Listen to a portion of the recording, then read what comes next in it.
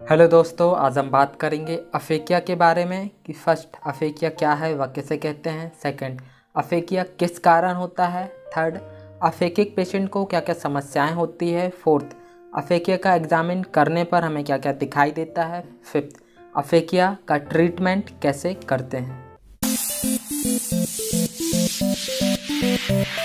तो चलिए शुरू करते हैं। फर्स्ट, अफेकिया क्या है, वह किसे कहते हैं।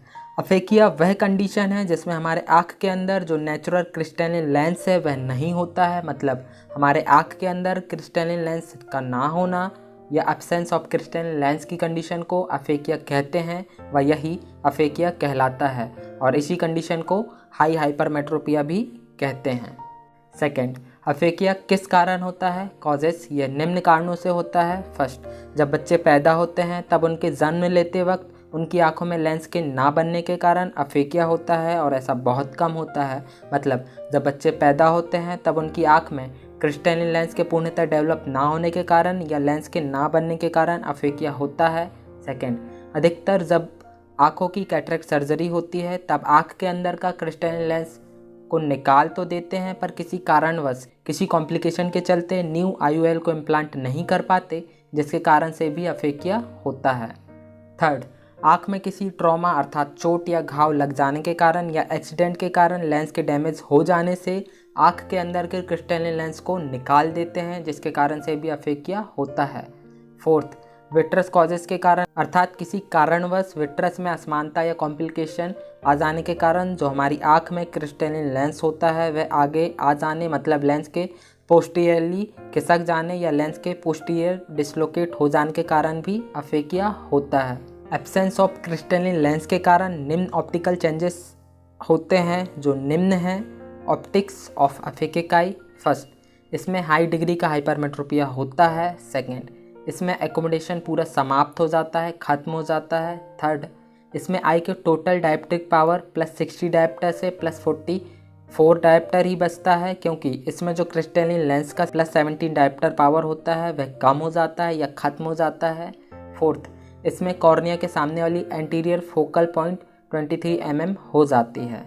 फोर्थ, इसमें चूंकि लेंस अनुपस्थित होता है जिसके कारण जो रेज आँख में फोकस होती है उसकी कॉर्निया के पीछे की फोकल पॉइंट 31 mm हो जाती है और आईबॉल के पीछे 7 mm हो जाती है हो जाती है। थर्ड, अफेकिक पेशेंट को क्या क्या समस्याएं होती है। सिम्टम्स। फर्स्ट, इसमें डिफेक्टिव विजन हो जाता है अर्थात अफेकिया का मेन सिम्टम्स या मेन समस्या हाई हाइपरमेट्रोपिया के कारण पास और दूर दोनों की नज़र का विजन कम हो जाना होता है। अर्थात हाई हाइपरमेट्रोपिया और एकोमोडेशन के एब्सेंस या एकोमोडेशन के ना होने के कारण पास और दूर दोनों की नज़र का विजन कम हो जाता है या फिर कम दिखाई देता है। फोर्थ, एग्जामिन करने पर हमें क्या क्या दिखाई देता है। साइन। फर्स्ट, सर्जिकल अफेकिया में लिम्बल में या कॉर्निया में स्कार या इंसिजन दिखाई देता है। मान लो जब कैटरेक्ट सर्जरी करते हैं तब सर्जरी के दौरान आँख में किसी कॉम्प्लिकेशन के चलते पहले से जो आँख के अंदर मौजूद क्रिस्टलिन लेंस होता है उसको तो निकाल देते हैं पर किसी कारणवश या कॉम्प्लिकेशन के कारण न्यू आईओएल को इम्प्लांट नहीं कर पाते, जिसके कारण से पेशेंट हाई हाइपरमेट्रोपिक हो जाता है। वह यह कंडीशन अफेकिया कहलाती है और इस कंडीशन को जहाँ से कॉर्निया और स्क्लेरा जुड़ी होती है उसको ही लिम्बस कहते हैं और कैटरेक्ट सर्जरी के दौरान लिम्बस में और कॉर्निया में इंसिजन देते हैं। वह सर्जरी के दौरान पुराने क्रिस्टलिन लेंस को निकाल देते हैं। वह इसी कंडीशन में मतलब सर्जिकल अफेकिया में इंसिजन देने के कारण एग्जामिन करने पर स्कार या इंसिजन दिखाई देता है। सेकेंड, अफेकिया में anterior chamber normal anterior chamber से डीप या गहरा दिखाई देता है। थर्ड, प्यूपिल भी बिल्कुल जेड ब्लैक कलर मतलब एकदम काली दिखाई देती है।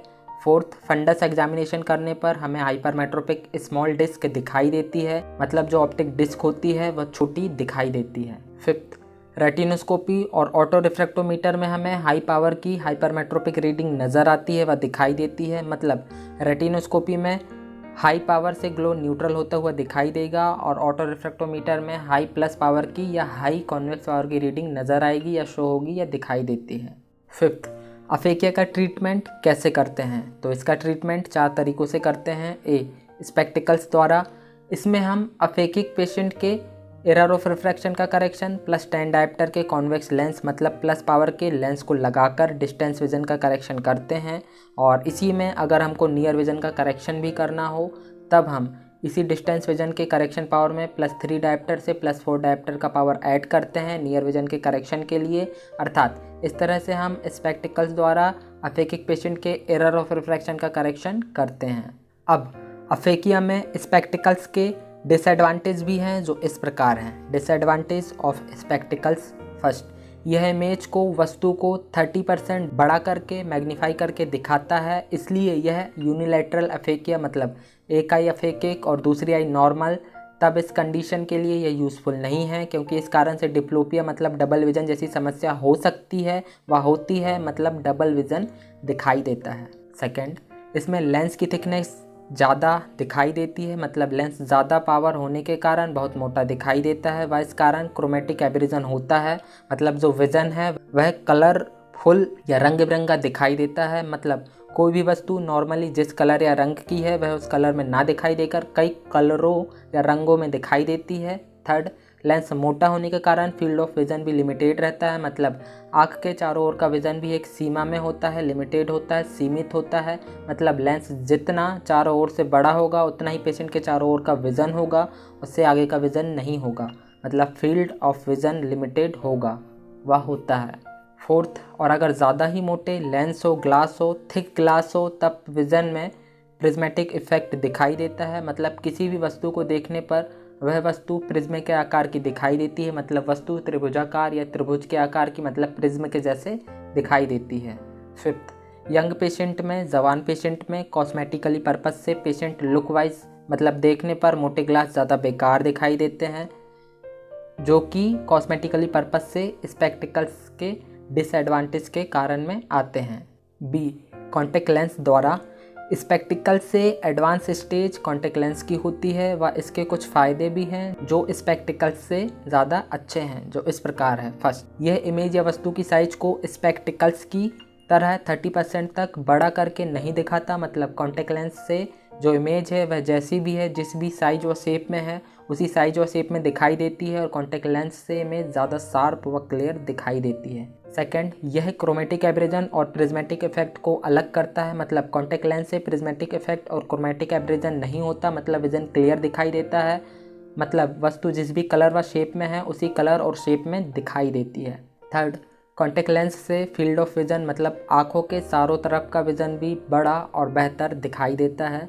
फोर्थ, कॉस्मेटिकली पर्पस से देखने में मतलब लुक वाइज अफेकिक पेशेंट अच्छा दिखाई देता है। फिफ्थ, यूनिओकुलर अफेकिया में भी यह आसानी से सूट हो जाता है, मतलब इसमें डिप्लोपिया अर्थात डबल विजन जैसी समस्या नहीं होती है। अब कॉन्टेक्ट लेंस के कुछ डिसएडवांटेज भी हैं जो इस प्रकार हैं। Disadvantage of contact lenses. First, ये बहुत महंगा होता है। सेकंड, बुज़ुर्गों और बच्चों के लिए यह यूज़फुल नहीं होता है क्योंकि बुज़ुर्ग और बच्चे इसकी केयर नहीं कर पाते, इसलिए इसका यूज़ बच्चों और बुजुर्गों में आसानी से नहीं कर सकते हैं। थर्ड, कॉर्नियल कॉम्प्लिकेशन मतलब कॉर्निया में डिसीजेस, कॉर्नियल बीमारी होने के चांसेस होते हैं। सी, इंट्राओकुलर लेंस इम्प्लांटेशन द्वारा। फर्स्ट, इसमें आँख के अंदर न्यू आईओएल को इम्प्लांट करके अफेके का ट्रीटमेंट करते हैं व किया जाता है। सेकेंड, कैटरेक्ट सर्जरी के दौरान भी न्यू आईओएल को लगाकर मतलब न्यू आईओएल को इम्प्लांट करके भी अफेके का ट्रीटमेंट किया जाता है। थर्ड, कंजेनाइटल अफेकिया में अगर पहले से ही पेशेंट अफेकिक हो तब सर्जरी करके न्यू आईओएल को इम्प्लांट करके अफेकिया का ट्रीटमेंट करते हैं व किया जाता है। डी, रिफ्रैक्टिव कॉर्नियल सर्जरी द्वारा। जब किसी कारणवश या कॉम्प्लिकेशन के कारण या कॉम्प्लिकेशन के चलते सेकेंडरी आईओएल को न्यू आईओएल को इम्प्लांट नहीं कर पाते तब हाइप्रोपिक लेसिक करके अर्थात कॉर्निया की सर्जरी करके अफेकिया का ट्रीटमेंट करते हैं व किया जाता है। और अगर आपको हमारी ये वीडियो अच्छी लगी तो प्लीज़ इस वीडियो को लाइक कीजिएगा और कमेंट ज़रूर करके बताइए कि वीडियो आपको कैसी लगी और साथ ही साथ इस वीडियो को शेयर भी कीजिएगा। और अगर आप इस चैनल पर नए हैं तो प्लीज़ इस चैनल को सब्सक्राइब भी ज़रूर कीजिएगा क्योंकि हम इस तरह की वीडियो बनाते रहते हैं और आप तक शेयर करते रहते हैं। और अगर आप ऑप्थेल्मोलॉजी को और अधिक हिंदी में जानना और पढ़ना चाहते हैं तो जो स्क्रीन पर बुक दिखाई गई है इस बुक को ऑनलाइन फ्लिपकार्ट, अमेजॉन, शॉपक्लूज और ब्लू रोज बुक स्टोर से आज ही ऑनलाइन ऑर्डर करें, मंगवाएं और अपने ऑप्थेल्मोलॉजी नॉलेज को बढ़ाएं। Thank you so much.